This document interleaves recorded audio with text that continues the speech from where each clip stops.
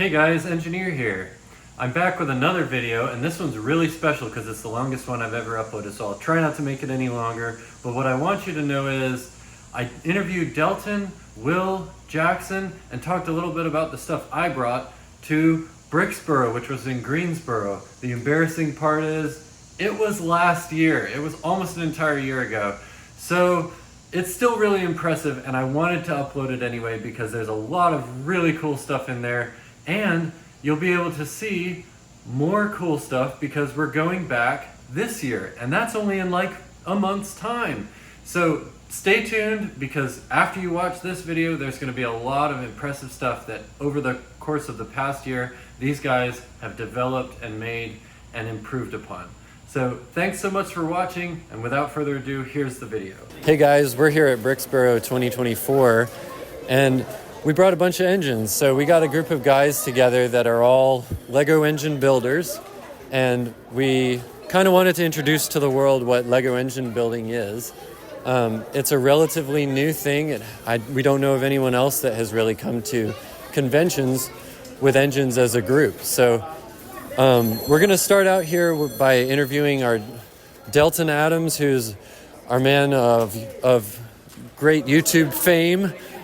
So Delton, tell us about your first engine here. Well, you tell us a little bit about yourself, if you want to give us an introduction, what you like to build, and maybe your favorite engine you've ever built or something like that. Yeah, of course. My name is Delton Adams. I've been doing YouTube for a little over 2 years now. Been building all kinds of Lego things. I started out making engines. My very first engine was a hit and miss engine, and I think I'd say that's my favorite one of all the ones that I've built. And I'm really glad that you guys have invited me in and let me come to this convention. So I've really been enjoying this. It's been a lot of fun. So yeah, so we're all kind of newcomers, but thank you so much to the North Carolina Lego Users Group for letting us come to this convention. So Delton, let's dive in. What is this? So this is a model of a Ford Flathead V8. The Ford Flathead V8 was first introduced in 1932. It was a top secret project by the Ford company, and it was the engine that started the V8 craze in North America. This model has all the realistic bells and whistles of the Ford Flathead V8. So if I just turn this crank right here, you can see the pistons and the valves as they move around. And Delton, is this timed like a real V8 would be timed? Like, does everything move kind of the same way?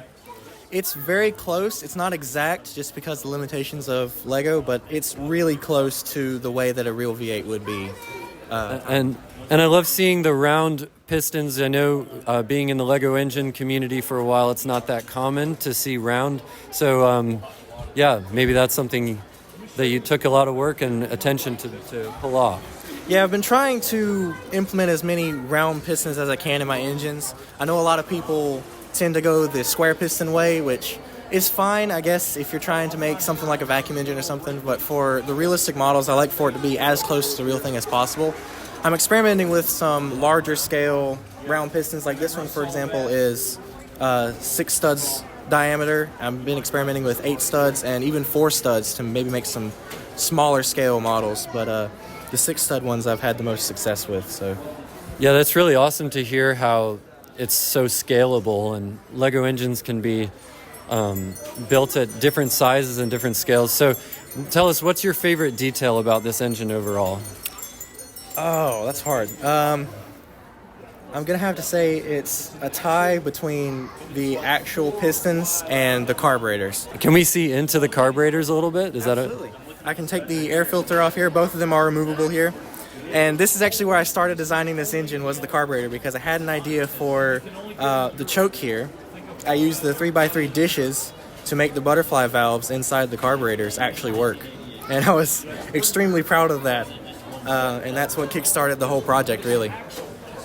So Delton, obviously building engines at a very high level of detail. And Delton, what are some of these other engines that you have on the table here? Yeah, so these two right here were featured in some of my own videos on my channel. These are explainer engines. So we have a two-stroke right here. It's a cutaway, so it shows how a two-stroke engine works in the very simplistic form. And then this one right here is a four-stroke engine. So it's got the two valves, it's got a camshaft, it's got a little distributor with a spark plug and everything. I can actually spin it around here to show you. As you can see, very mechanical, moving parts, trying to stay true to the real engine. Thanks, Delton. So, can you tell us about which one do you want to talk about? I'll start with this one here. Okay. So a couple months ago, I started experimenting with compressed air engines because I didn't really have a lot of success with vacuum engines. And this one is one I came up with. It is the world's smallest double-action steam engine. So the air is both pushing the piston backwards and forwards. And the cylinder in here is just a 1x1 square. So the piston is 1x1, making it the smallest piston diameter that has ever been made. So definitely experimenting and innovating on all scales. We have both a very large V8 here from Delton and a very, very small steam engine. Thank you for sharing that with us, Delton.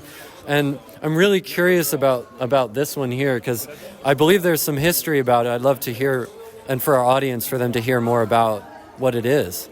Yeah, this is definitely a piece with a lot of history. So this is one of the 4 engines in Lego's first and only engine-dedicated set. This is from 1980. It was called Auto Engines, I believe. And this is an inline 3 engine. It's a very simple design, but it was 1980. They weren't making anything super complicated. But like I said, that's Lego's first and only set dedicated to engines. And so we've been waiting for another one for over 40 years. It's amazing to think how far engines have come since that day when this set was first released. So jumping right back into another engine of yours, I'd love to understand how this blue one works, what it is, and maybe there's some history to it as well. Yeah, so this is another kind of explainer style engine of how a stationary steam engine works. So I tried to add as many details and functions as possible, and I also made this one to be split like this. So if I just open this up here and engage the motor, oh wow, so definitely able to see into the moving parts, into the internals there. Yeah, so it gives you an idea of how these steam engines would function. We have the piston here, we have the valve that makes this a double-acting steam engine, and then we have the speed governor here, which limits the engine speed and keeps it at a safe operating RPM. Wow. And what era of history would you say this engine would have appeared? And do they still exist today? Yeah, so this would have appeared anywhere from the early 1800s and into the early 1900s. They were mainly used to power factories and workshops and such. Big, massive 200-300 horsepower engines back in that time, which was a lot of power for them.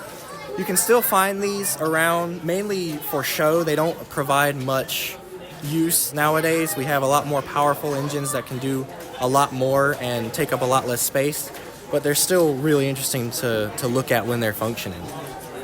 And I can tell that you put a lot of time and attention into getting little details and colors right. What is the gold little detail? I had a question about that. So these are for lubrication in a real one. So these would be filled up with grease, and the grease would slowly drip in and it would oil all the different moving components inside of the engine. So like these right here, these would be oiling your bearings here so that it would keep running smoothly.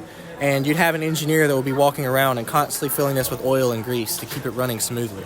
And do you use any oil on your engines, or? I do not use oil on any of my engines. I don't really want to have to deal with all that mess, so I try to keep it as true to Lego as possible. Thanks so much, Delton. So does this one, I'm curious, I notice maybe for the audience that didn't get to see something I noticed earlier about this engine, it has an opening on this other side. What is that for, Delton?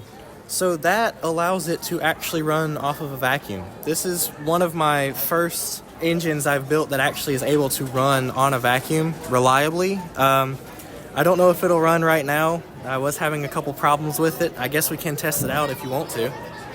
Yeah, and if we can even cut to some footage at this point in the video of this engine running, that would be fantastic. Because I know it just adds an extra wow factor to see these engines running on air. So thanks so much, Delton. We really appreciate you bringing your stuff out. I know it was a relatively long drive, and I hope people can head over to your YouTube channel and see more of your stuff in detail. Can you plug your YouTube channel real quick and tell us a little bit about what you do and how people might be able to access these engines themselves? Yeah.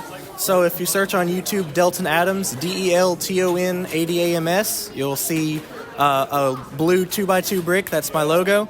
I do all things Lego. I make engines, I make machinery, I make cars, and you can head to my website, bluebrickmox.com, and you can get instructions for these, or you can buy the parts for them instructions as well. So definitely check those out if you're interested.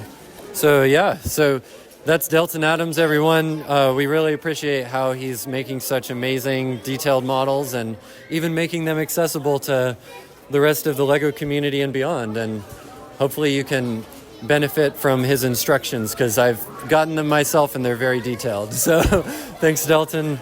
Hopefully we can see you again at another convention. Yeah, thank you very much. So moving on to the next part of this little tour of the Lego engines that we brought to Bricksboro. First of all, let's talk about a little bit about components of a real engine. So we brought pistons and connecting rods from our own personal collections to be able to kind of show that what we're doing is all inspired after the real thing. And if it wasn't clear already, we have Lego versions like this. So just to see the comparison, things even assemble the way that a real engine and connecting rod and piston would assemble.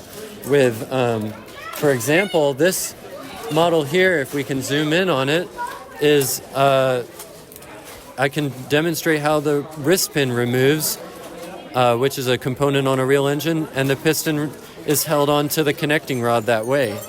So then, of course, we have a crankshaft, which kind of resembles the real thing, maybe built at a slightly larger scale. And we have engine blocks. This is kind of like our parts department. And so noticing that some of the things here are metal and some of the things here are made of Lego. And there's supposed to be a very close resemblance of the two. For example, this piston out of a Top Fuel race car that you can see the ring grooves. Well, there's a piston ring kind of thing in this exact piston and a snap ring holding the wrist pin in. And this right here would be a valve spring. And just to show you a valve spring up close on an actual engine, we have this pushrod engine that needs a little bit of reassembly, but this would be the valve spring that closes the valves back up after they've been opened by the rocker arm pushing down on them. And this engine actually runs on air, so we'll show you some footage of that running. It was designed to assemble, not only run, but assemble a lot like a real engine. So it even has these little life preservers that screw onto these little worm gears, and that is emulating the way that a real engine head is held on to a real engine. And another engine that has head studs holding the head on is this one here, which also runs. The special part about this engine is you can see some bearings that reduce friction on the camshaft here. And they're roller bearings, so instead of full contact between the camshaft and the journals, you just have the point contact of the rollers. And it has little details like a full-scale crankshaft, which is also on roller bearings.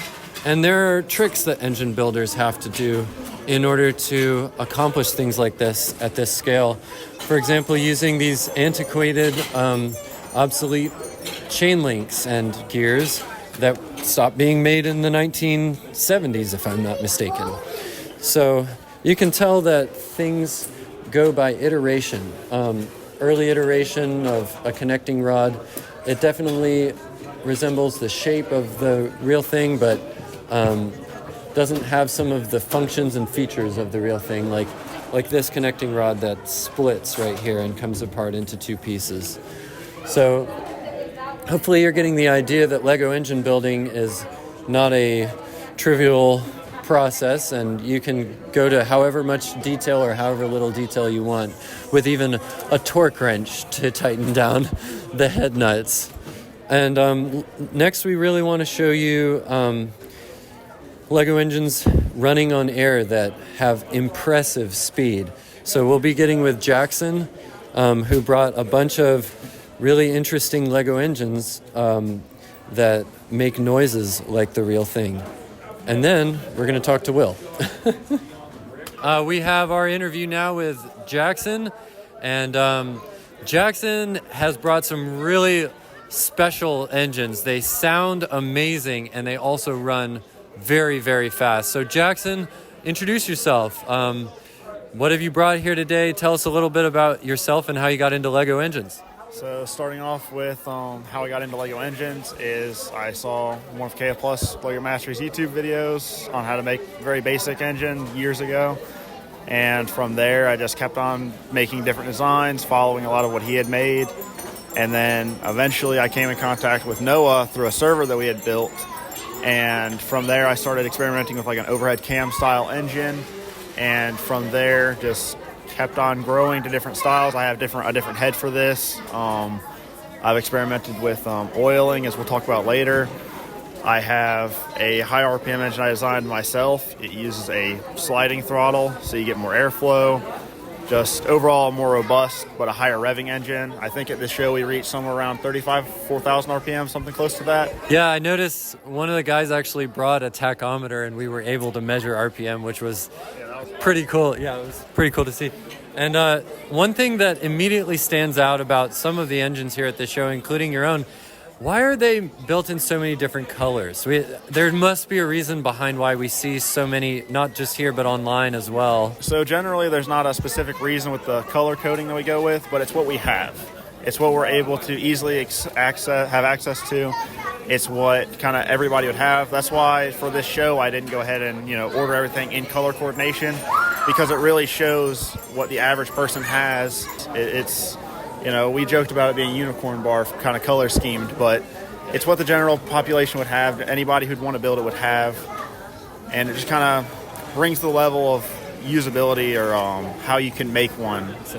Accessibility. It brings it down a lot to where anybody can do it.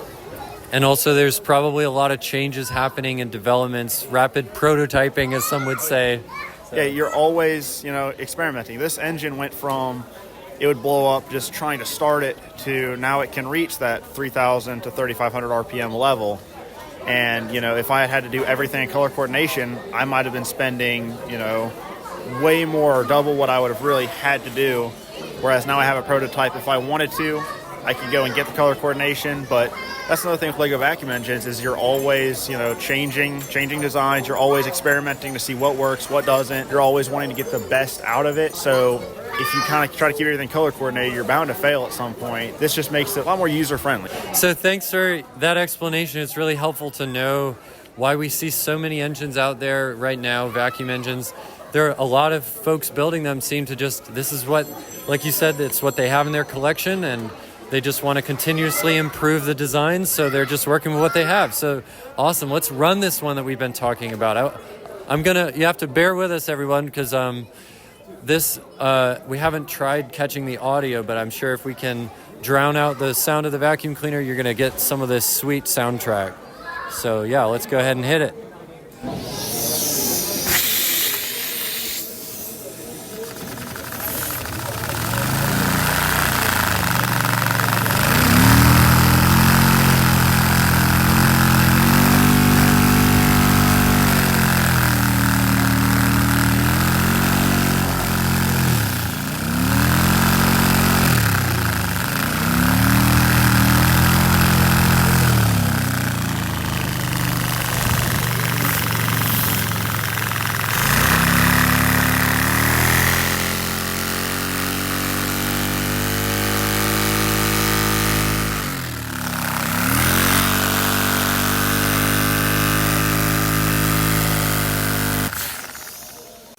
That's so cool to just see the sheer speed you're able to get out of a Lego vacuum engine. And what is one of the tricks that you use for lubrication that most or not all Lego vacuum engine builders prefer to do, and why do you do it? Maybe why don't they? So what I use is kind of controversial. I use oil. So what I use specifically is WD-40. It's their specialist silicone style lubricant. So it's non-oil based. It's not made from petroleum. We found that petroleum products can erode plastic over time, make it brittle and weak over time. So using the silicone, it creates that fluid film that you need to get a higher speed and to protect your parts. Because not only do you get a better speed and better result out of your engine by using oil, you also are protecting your parts. This engine right here with no oil would probably run a maximum of a minute at full throttle, which really is not good because you will break parts and you will wear them down prematurely. If you use oil, it actually protects them just like in a real engine. And from my perspective, it really adds another level of realism. It's not a purist, but really with a lot of what I'm doing with mine, trying to get higher RPM out of stuff, you kind of have to have that separation of, do I want just the image or do I want it to actually function? And for some stuff, that image is really, really great, I feel like. But at the same time, you want to have that level of function just to see if it can do it, just to test it and see what's possible. Maybe through that testing, you can find out that it's possible and break it down to a more purist form, knowing that it is possible to do to begin with. Super cool. So I want to let you show us, but just run us through real quick. What are the names of each one of these engines, and what is it that lets the air in and out, the valve system on each one of these engines, and how are they different from each other? So I'll go ahead and start off with this one just because it's the simplest. If you go ahead and look at it right here, you can see as the valve opens up, it allows vacuum to flow through here, which lifts up that piston, which through a mechanical linkage closes that valve as the piston goes up, cuts off vacuum flow. This little tiny port right there opens up, allows fresh air to go in there, depressurize everything, and then so on. Then you have a flyweight right here that allows the rotation to keep on going. So very simple, very rudimentary, and so I've heard this system called the SVS or slide valve system, or sometimes single valve system, depending on how you want to interpret that acronym. It's a sliding valve, but what's the difference between this and this valve train? So the main difference is, and this also kind of goes into the name of single valve system. Why would you differentiate between single valve system, you might ask? It's because normally on any engine you need two sets of valves. So on this one right here, if you look, you have two cams right here, one camshaft, two different cam lobes, and you can't really see it from this particular vantage point, but it opens up a separate valve per one. So on this engine right here, you have one valve. So it allows vacuum to flow through this way when it needs vacuum in the cylinder. And then as it closes, it also opens that port right there, which allows the fresh air. So it accomplishes both tasks using one valve with very specific timing. And obviously, this design didn't emerge until much later, did it? We know our buddy out in Nebraska, Aaron Lasley, he came up with an original engine on his own, and it had two valves because he was inspired by automotive engines that have a valve for letting air in and a valve for letting air out, exhaust and intake. So this possibly resembles that type of engine more, wouldn't you say? Yeah, so based from my knowledge of how Aaron Lasley's was, is his had two cam lobes, but they were down on the bottom side of the crank and had a valve that opened up, very similar to that one that slid up and down, but he had one on each side to allow it to flow through, whereas this one kind of maybe compacts it, but also shows a real form of automotive engineering, which would be the overhead cam, which is what me and Noah have been specializing in over the years. So just kind of it gives the best of both worlds, kind of shows everything and how it's kind of grown, going to a chain drive instead of just straight off the crankshaft. Just a lot of different innovations throughout development. Yeah, very cool. And you can obviously also head over to Aaron Lasley's channel and see those engines and see there's a interview video out there as well with him. So Jackson, tell us about these two. I know they both use that SVS style valve train, but you've configured them with multiple cylinders and in different configurations. So tell us, just briefly how they run, and we'll get some B-roll footage of them running as well. All right, so I'll go ahead and start with what I learned recently is an L-twin because of the way that the V is split. So this one, also I'll give credit to KF Plus for this one. He came out with the original design using the slanted beams to get that shape. But this one uses the same SVS. As you can see in there, if you pan into the valley, it uses a chain drive, uses still what would be called a cam in block style if it was implemented onto a real engine. So the camshaft would stay in the valley of the V, and same principle as a normal SVS engine, intake and then exhaust in terms of a vacuum's perspective. I have made a personal modification to this one with the intake. I have expanded it, made it larger so it can pull more air volume through it. But that's about it for this one. I have the clear side panels, obviously. I have that on most of my engines, so that way you can actually see the piston movement inside of there. And then if we move on to this one right here, this one, I guess I could say I kind of based it similar to a inline 4 diesel. It kind of shows those characteristics and has the traits of it. Same valve style as the SVS, but everything is scaled up and it uses more of a parallel SVS, if you will. So instead of it being between each cylinder, it's to the side of each cylinder. It allows just kind of a more simple manifold, allows everything to be more compact, allows the crankshaft and the actual rotating assembly of the engine to be stronger. In a way, it resembles a realistic form of an engine because it has the valve train on the side instead of in between each cylinder. It's all a matter of preference. I found this one worked best for my application, which was torque. I built this thing to have a lot of torque, and as Noah could say, it produces a ridiculous amount of torque for what it really does. And there's been people that have powered things, lifted weights with their Lego vacuum engines, and the torque is quite impressive. Although, with that being said, there's never been a vacuum engine that nears the power of the vacuum cleaner driving the vacuum engine. So obviously, making power, if you're trying to go full on for efficiency, is maybe a moot goal.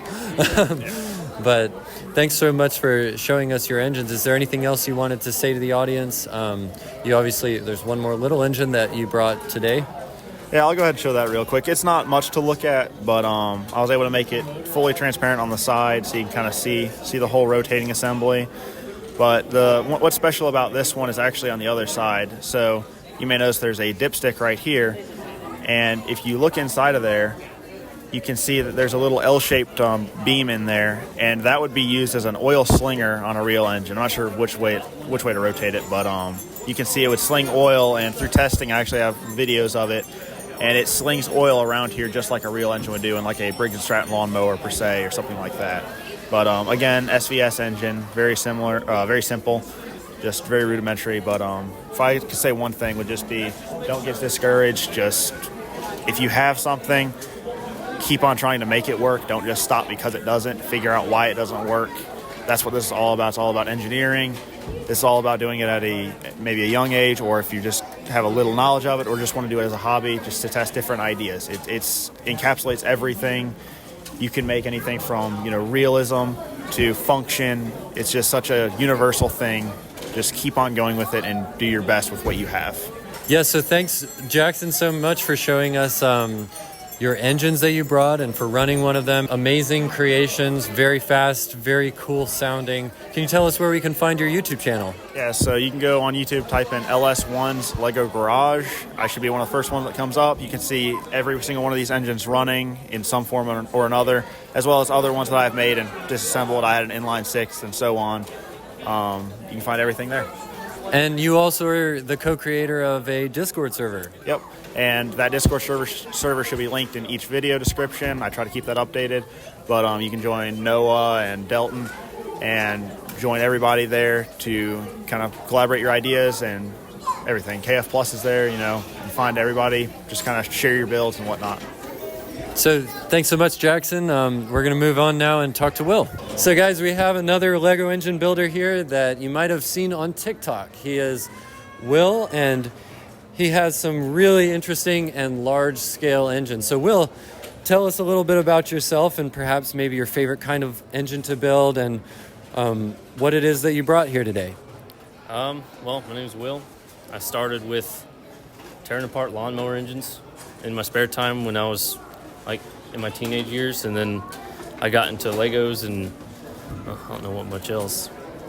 Yeah, so I first saw your TikTok channel. There was a 4-cylinder engine, and it's the one sitting here right in front of us. And there's a few extra details since when I saw it the first time, but please tell us about it. Well, it's one of my more complicated vacuum engines when I first started.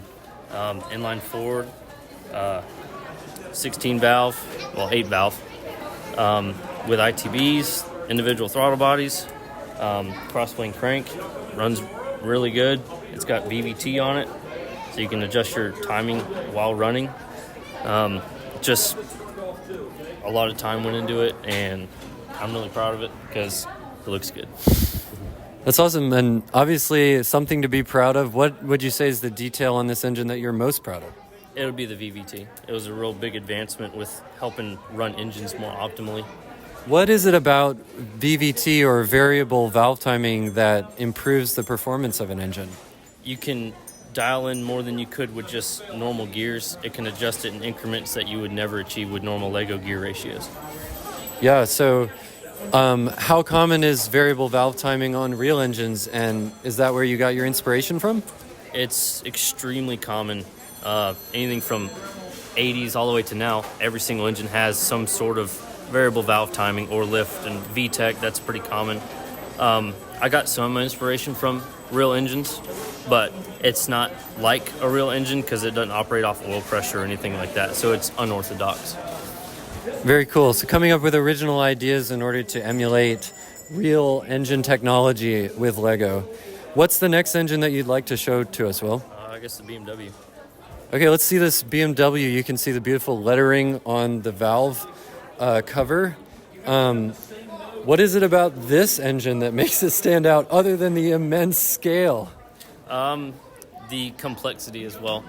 With size comes complexity because you have to build regarding weight also and rigidity. And also with a vacuum engine, there's a lot more leak paths possible. So you're saying that this engine is intended to run on air? That's correct. It's my most ambitious build yet. A lot can go wrong, but it's going well for now, and it will run on air eventually. Do you want to show us any of the details inside of the engine? It's not really done. That's the valves. 16 valve, spring operated, cam on bucket. And obviously we have some pretty large cylinder bores. Yeah, 8x8 round piston with arches for the bores. 2 are in it right now, and it spins with. It's got a lot of friction, but it's mostly in the crank, not in the piston. So I'm hoping this design works, but I got a few more ideas for cylinders if this does not work. And if you've ever seen the head taken off of a regular engine, very similar engine deck here. Yeah. Very flat. There's no water jackets or anything because this is a prototype. So once I iron out all of the running issues, then I can start with water jackets and bolt holes and get into that. And what is it about this engine what measures have you taken to reduce friction? Roller bearings, for one. I can showcase that on the cylinder head. Round pistons are a new thing for me. And just the size. It really is size. It just completely changes all the combinations and the options that you have. That's awesome. Yeah, we can stick the head back on that one. And what's the next one that we can take a look at? I guess the Model A. This is one of my first engines. I used all my cousin's Legos for this one because I didn't have them. It's not vacuum, but it does spin over, and it has everything that a normal flathead has. It's got the valves on the side, it's got the pistons. It even has a clutch and a manual transmission on the back that has the gears in it and everything. You can operate the clutch and you can see all the gears. I can put it in the gear right there, and it can spin the output shaft in different ratios. It even has reverse. But I'm really proud of this one because it's from when I was really young and I didn't know much about engines. But And not just making engines, but moving on to transmissions and other components. Can you tell us about this strange round-looking assembly down here? this is the second version of a multi-plate motorcycle clutch that I've been working on. So it's got a ton of friction discs inside of it, and it'll have a pressure plate when I'm done with it that can work and function like a real clutch and disengage and just work like a real motorcycle clutch, eventually into on the side of an engine. And what about this, tell us a little bit about, this one that we almost knocked over here. What is it, and does it go on one of the engines? This goes on the BMW. This is for the turbocharged version, but that's really what's hidden underneath. These are velocity stacks. It's very common with engines because it helps with airflow entering the cylinder. And then it even has a slide throttle.